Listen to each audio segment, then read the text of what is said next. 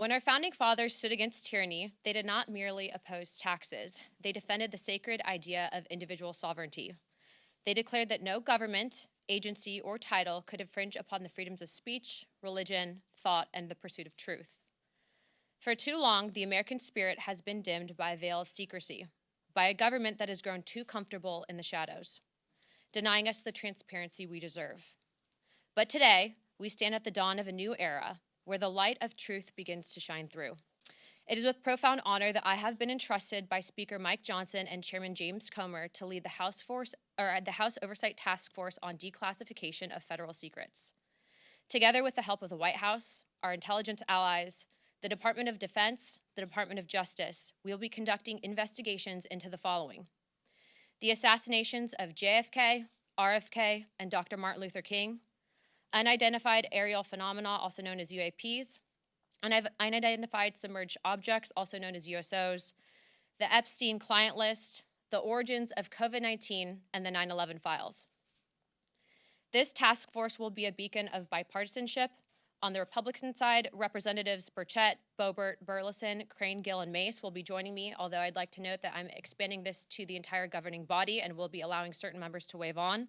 This will no longer be a task force that makes bold promises only to fade into irrelevance or send strongly worded letters. This will be a relentless pursuit of truth and transparency, and we will not stop until the American people have the answers they deserve. We will cut through the bureaucracy, challenge the stonewalling, and ensure that the American people finally get the truth that they have been denied for too long.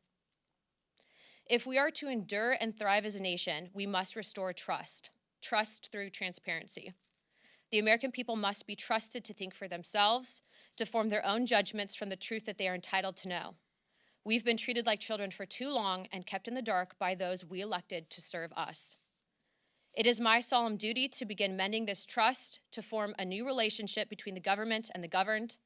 Let us embark on this journey together towards a government that does not serve, but one that enlightens.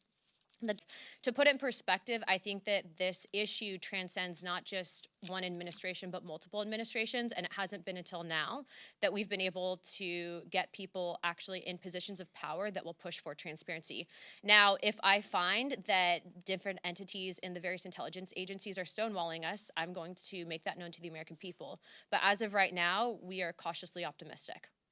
Our first investigation will be announced, but it's going to be covering on a thorough investigation into the John F. Kennedy assassination. And I can tell you, based on what I've been seeing so far, the initial hearing that was actually held here in Congress was actually faulty in the single bullet theory. I believe that there were two shooters, and we should be finding more information as we are able to gain access into the SCIF, hopefully before the files are actually released to the public. This is not a conspiracy theory investigating committee. We're actually looking to present truth to the American people.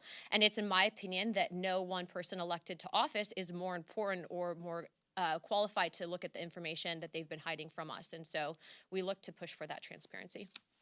And so I think that in order to put to bed some of the theories that have been out there on John F. Kennedy, we have to know the full truth. And the full truth starts with transparency. And that's why these files is so important for the American people to read for themselves. The biggest information problems that we've had with UAPs is the amount of stonewalling, stovepiping, and also it seems that there is this push to gaslight the American people into looking at the evidence and then not fully believing it. I think for us, if we're writing the budget, for example, into the Pentagon, if we're writing the budget overall for whatever programs might be out there, why is it that members of Congress who are given a top secret security clearance are being denied access? That's not a free and true government. And so for us, especially being that we have now a Secretary of State who's actually open to declassification in Marco Rubio, we're hoping to present that information and at least acknowledge it from a government perspective that we are not alone, but also let's see what the evidence is.